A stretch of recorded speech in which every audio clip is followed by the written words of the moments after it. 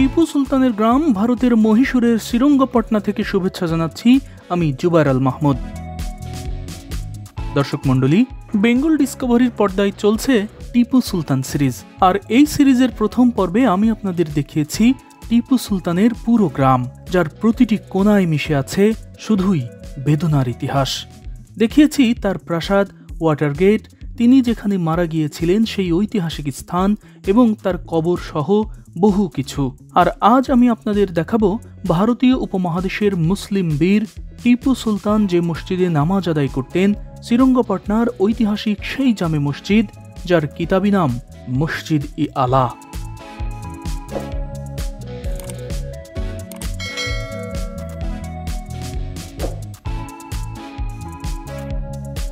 শুনেছি সেই মসজিদের দেয়ালে আজও আছে টিপু সুলতানের নিজের হাতে লেখা আমাদের প্রিয় নবী হযরত মুহাম্মদ সাল্লাল্লাহু আলাইহি ওয়াসাল্লামের পবিত্র কয়েকটি বাণী। হ্যাঁ দর্শক, বেঙ্গল ডিসকভারির পর্দায় আজ আমি আপনাদের দেখাবো টিপু সুলতানের হাতের লেখা, তিনি যেখানে নামাজ আদায় করতেন সেই স্থান, খাঁটি স্বর্ণের দণ্ড দিয়ে তৈরি ঐতিহাসিক সূর্য ঘড়ি সহ দেখাবো অনেক কিছু।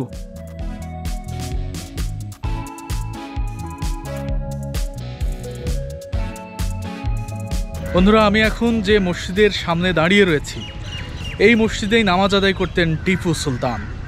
এই মসজিদটি আজও সাক্ষ্য বহন করছে টিপু সুলতানের। আর এই মসজিদে আসতে হলে আপনাকে এই পথ ধরেই আসতে হবে। আর এই রাস্তা ধরে আপনি সামনে যখন আগাতে থাকবেন, তখন এক পর্যায়ে আপনার সামনে একটি ফটক পড়বে। এটা আসলে টিপু সুলতানের দুর্গে প্রবেশের একটি গেট। আর এই গেটের উভয় পাশে একটু খেয়াল করলেই বুঝতে পারবেন যে এখানে ওই সময় কি বিশাল বিশাল ইমারত ছিল। এখন শুধুমাত্র যার ধ্বংসাবশেষ এখানে পড়ে আছে।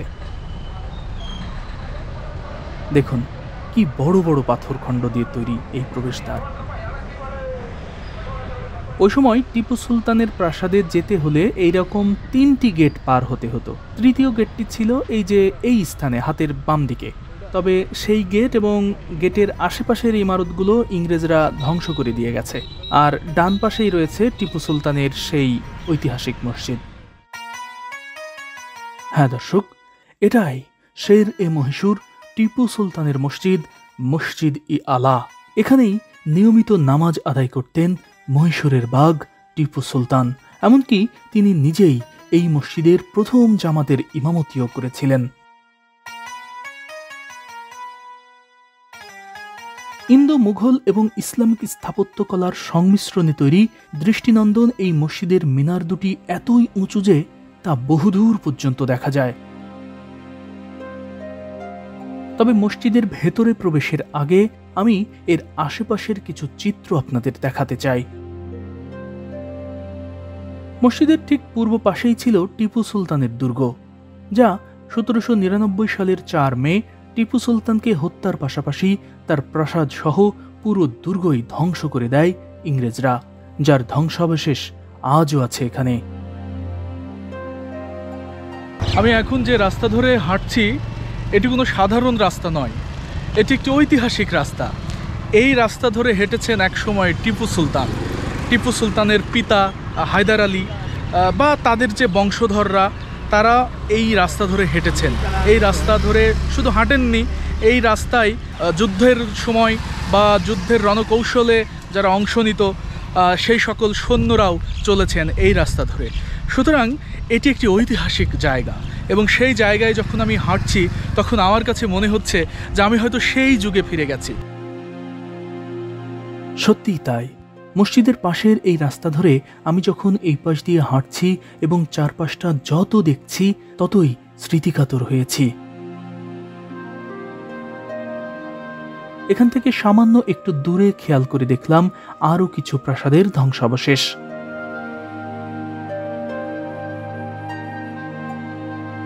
এসব ধ্বংসাবশেষগুলো দেখছি আর মনে মনে ভেবেছি কি বিশাল আকারের প্রাসাদই না ছিল টিপু সুলতানের। এখানে যেদিকে তাকাবেন সেদিকেই দেখতে পাবেন শুধুই ধ্বংসাবশেষ। উইকিপিডিয়ার তথ্য বলছে ইংরেজরা টিপু সুলতানকে যেদিন হত্যা করেছিল সেদিন 2500 ব্রিটিশ বাহিনীর সাথে 1 লাখ মারাঠা এবং 2.5 লাখ নিজাম সৈন্য ছিল। আর এই দুর্গে টিপু সুলতানের সৈন্য সংখ্যা ছিল মাত্র 20,000, অর্থাৎ প্রায় 3.5 লাখ সৈন্যের দল টিপু সুলতানের দুর্গে সেদিন হানা দিয়ে সব কিছুই একেবারে তছনছ করে দেয়। এই মসজিদের মিনার দুটি যেন সেই বর্বরতার নীরব সাক্ষী হয়ে আজও দাঁড়িয়ে আছে।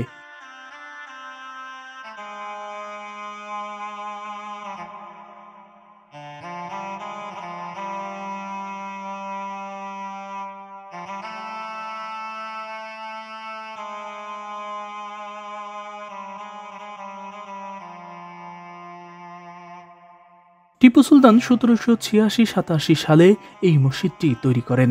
তবে 1799 সালে ইংরেজরা তার প্রাসাদ সহ পুরো দুর্গ গুড়িয়ে দেওয়ার পর এই মসজিদ দখলে নিয়ে এখানে অস্থায়ী হাসপাতাল তৈরি করে নিজেদের আহত সেনাদের চিকিৎসা দেয়।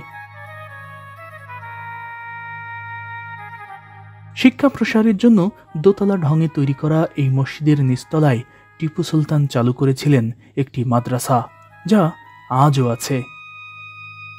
তবে আমার ধারণা ওই সময় এই মাদ্রাসায় দ্বীনি শিক্ষার পাশাপাশি চর্চা হতো বিজ্ঞান শিক্ষাও, কারণ টিপু সুলতান ছিলেন গোটা দুনিয়ার মধ্যে প্রথম ব্যক্তি যিনি মিসাইল তৈরি করেছিলেন, এবং এ কারণে তাকে মিসাইল ম্যানও বলা হয়। টিপু সুলতানের ওই আবিষ্কার নিশ্চয়ই ওই সময়ের বিজ্ঞান চর্চারই এক বড় উদাহরণ।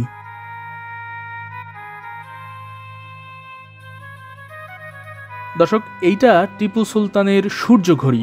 এর মাঝখানে এই স্থানে একটি স্বর্ণের দণ্ড ছিল এবং ওই দণ্ডের ছায়া চারপাশে আঁকানো এই ঘন্টা মিনিটের দাগগুলোই এসে পড়ত এবং এভাবেই সময় নির্ধারিত হতো, এবং এই সময় দেখেই এই মসজিদে দেওয়া হতো আজান। তবে স্বর্ণের সেই দণ্ডটি ইংরেজরা লুট করে নিয়ে গেছে। মসজিদের মূল্যবান সবকিছু ইংরেজরা লুট করে নিয়ে গেছে, কিন্তু ওই যে সানক্লকের যে দণ্ডটি ছিল সেই দণ্ডের একেবারে যে সিমেন্টের মধ্যে যে গোড়াটা পোঁতা ছিল সেই পোঁতা অংশটুকু আজও রয়েছে। আমি নিজে চোখে একটু আগে আমি দেখে আসলাম, কিন্তু আফসোস সেখানে ভিডিও অ্যালাউ না থাকায় আমি আপনাদের সেটি দেখাতে পারছি না। তবে এখানে ফটোগ্রাফি অ্যালাউ। এই ছবিটি আপনারা একটু ভালো করে দেখুন, গর্তের ভেতরে একটু ভালো করে লক্ষ্য করুন। এখানে গোল্ডেন কালারের যেটি আপনারা দেখতে পাচ্ছেন এটি আসলে ওই স্বর্ণের দণ্ডের পুঁতে রাখা অংশ, যা এখনো আছে। পুরো বিষয়টা আরেকবার আমি বুঝিয়ে বলছি যে এইটা হচ্ছে সূর্য ঘড়ি, আর এই সিঁড়ি দিয়ে উপরে উঠে মূল মসজিদে যেতে হয়, অর্থাৎ যেখানে নামাজ হয়, আর নিচের এই অংশটি মাদ্রাসা, আর এই যে এর পাশে এটা কূপ এবং তারপরে একটি অজুখানা রয়েছে। আর এছাড়াও এখানে একটি বৃষ্টির পানি ধরে রাখার জন্য একটি জলাধারের মতো একটা বিষয় রয়েছে, অর্থাৎ আমরা স্টেপ অয়েল হিসেবে যেটি আমরা জানি সেটি এখানে রয়েছে। আর এই যে আশপাশের যে বাড়িঘরগুলো দেখতে পাচ্ছেন এগুলো টিপু সুলতানদেরই সম্পত্তি, এবং এখনই এই সম্পত্তিগুলো সরকারি সম্পত্তি হিসেবে আছে। আর মানুষকে এই ধরনের সম্পত্তি শত শত নয় হাজার হাজার বিঘা এই জায়গা জুড়ে রয়েছে, পুরো জায়গা জুড়ে, এবং এইগুলো এখন মানুষ ভোগ দখল করছে এখানকার সরকারের কাছ থেকে লিজ নিয়ে। বাহিরের মতো মসজিদের ভেতরটাও রাজকীয়তায় পরিপূর্ণ। ছাদ থেকে শুরু করে মেঝে পর্যন্ত প্রতিটি জায়গা নানা ধরনের নকশা দিয়ে মোড়ানো। তবে এখানকার একটি নকশাও বালি সিমেন্ট দিয়ে তৈরি করা হয়নি, তৈরি করা হয়েছে মধু, মোম, মুলতানি মাটি এবং কাঠের গোড়া দিয়ে তৈরি করা বিশেষ এক মিশ্রণ দিয়ে।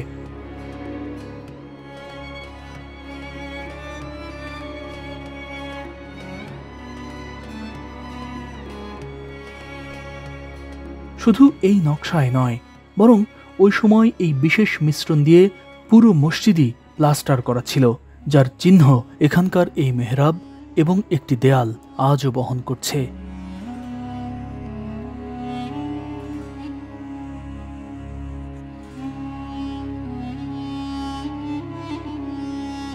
তবে পরবর্তীতে পুরো মসজিদ সিমেন্ট বালি দিয়ে সংস্কার করা হয়েছে, আর ভেতরেও সাদা রং দেওয়া হয়েছে। এরপরও দেয়ালে আদি রঙের কিছু ফুল লতাপাতার নকশা আজও টিকে রয়েছে।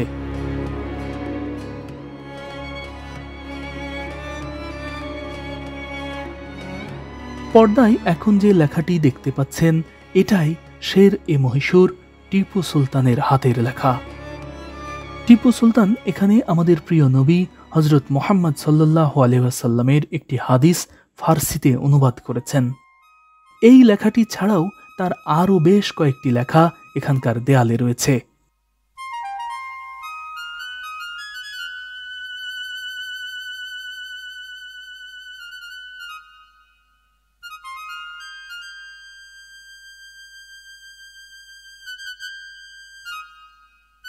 পর্দায় এখন মসজিদের যে অংশটি দেখতে পাচ্ছেন এখানেই ছিল টিপু সুলতানের প্রবেশের বিশেষ রাস্তা।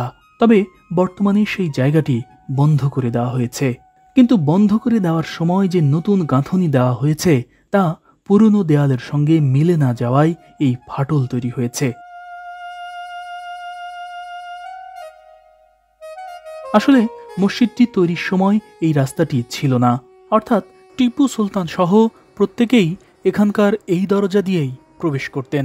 কিন্তু টিপু সুলতান যখন মসজিদে প্রবেশ করতেন তখন সকল মুসল্লি তাকে সম্মান জানিয়ে দাঁড়িয়ে যেতেন এবং তাকে সামনের কাতারে যাওয়ার জন্য সবাই জায়গা ছেড়ে দিত।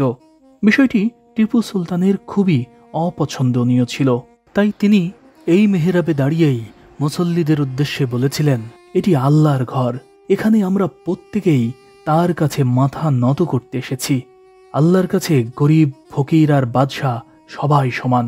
আমি বাদশাহ হলেও মসজিদে পরে এসেছি, আমার জায়গা কখনোই সামনের কাতারে হতে পারে না।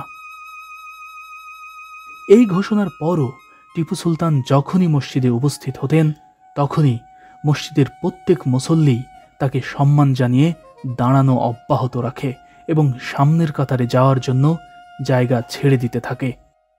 মূলত এই সমস্যা সমাধানের জন্যই টিপু সুলতান মসজিদের উত্তর দেয়ালের দ্বিতীয় কাতারের এই স্থানে আলাদা একটি দরজা তৈরি করেন, যার অপর প্রান্ত টিপু সুলতানের সুড়ঙ্গের সাথে যুক্ত ছিল। অর্থাৎ টিপু সুলতান তার প্রাসাদ থেকে সুড়ঙ্গের মধ্য দিয়ে এসে এই পথ দিয়েই মসজিদে প্রবেশ করতেন। এর ফলে সুলতান মসজিদে এসেছেন কিনা কিংবা কখন এসেছেন অনেক সময় মুসল্লিরা তা টেরই পেত না। দর্শক মণ্ডলী, মসজিদে গরিব, ফকির আর বাদশাহ সবাই সমান। আমি বাদশাহ হলেও মসজিদে পরে এসেছি, আমার জায়গা কখনোই সামনের কাতারে হতে পারে না। টিপু সুলতানের এই অমেয় বাণী থেকে নিশ্চয়ই আমাদের শেখার আছে অনেক কিছু।